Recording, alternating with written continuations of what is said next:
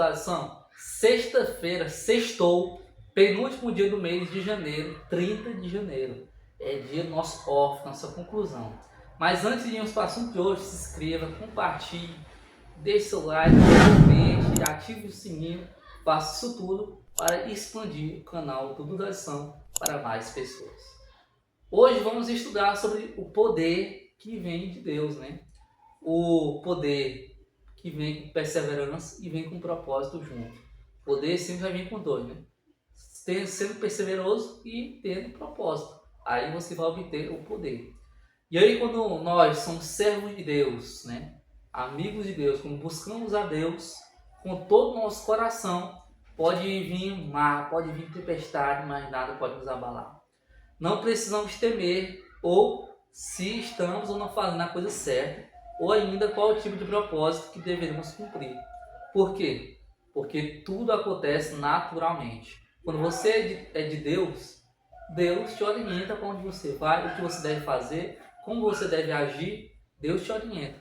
E aí quando você está firmemente completo com Deus, isso tudo, esse mar de dúvidas parará de existir se você tiver um coração com Deus. E também com o Espírito Santo, né? Que é o nosso auxiliador, é o nosso confortador, muito importante na nossa vida espiritual.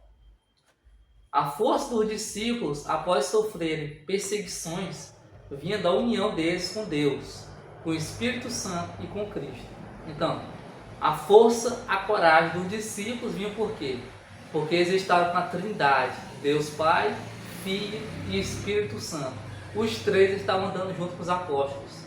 E por isso que vinham as tempestades, vinham as perseguições, mas continuavam firmes, continuam no Evangelho.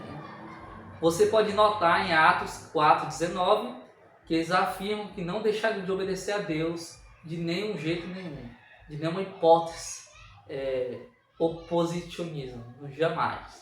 Jamais ia acontecer isso, pois essa declaração enfatizou a sua determinação em continuar firme no ministério, né? Você vê mesmo em Atos 5,20 que os líderes judeus falam o seguinte: não continue esse ministério, para de fazer milagres em nome de Jesus, pare de fazer isso. Mas os apóstolos falaram o quê? Não, Jesus disse para continuar, pregar o Evangelho, batizar-os em nome do Pai, do Filho e do Espírito Santo. Então, eu irei no caminho certo, no caminho de Jesus, pois no caminho de vocês é o caminho errado. Então, eu vou continuar no caminho certo. Os apóstolos não tinham dúvidas de submissão e não estavam preocupados com sofrimentos que poderiam sobreviver a eles.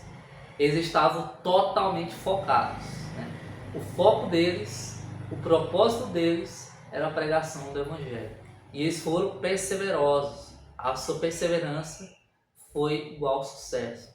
E junto, né, obteve o poder inabalável para enfrentar essas tentações.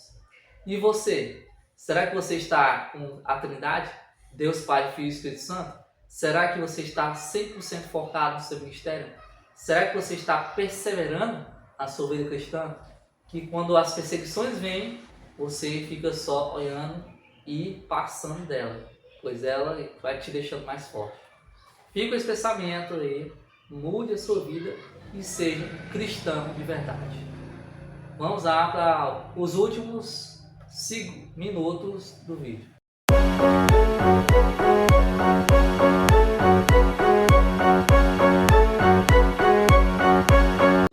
Herbert Otto, que é um alemão, né, que participou ali da Segunda Guerra Mundial, participando até de um pilotão, né, do exército.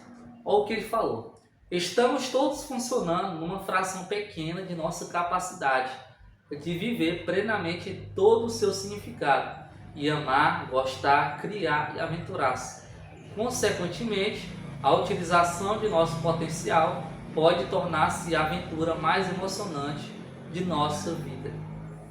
Quando você consegue transformar o seu potencial no máximo possível, você conseguirá receber a emoção da sua vida.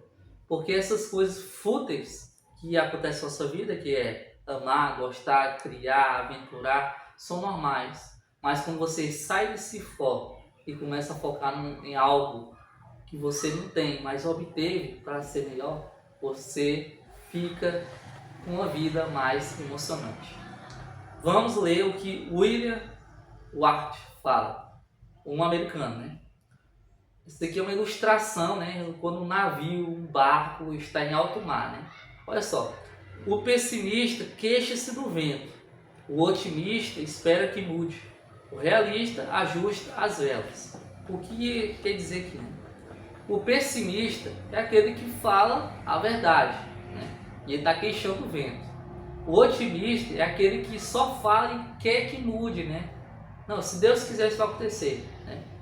Mas a diferença é o seguinte: o pessimista e o otimista, eles só falam, mas o realista é que tenta mudar a realidade, porque o realista é que ajusta as velas para o navio, para o barco não naufragar, né? É isso que acontece. O pessimista olha para o vento e começa a queixar: meu Deus, que vento forte, por que Deus? Por que você fez isso? E o otimista fala o quê? Eu espero que Deus, né? Eu espero que Deus tire isso tudo, né? Esse vento, e o barco continue em alto mar. E o realista ajusta as velas, né? Em vez de reclamar, em vez de pedir, ele mesmo vai tentar ajustar para ver se não naufraga.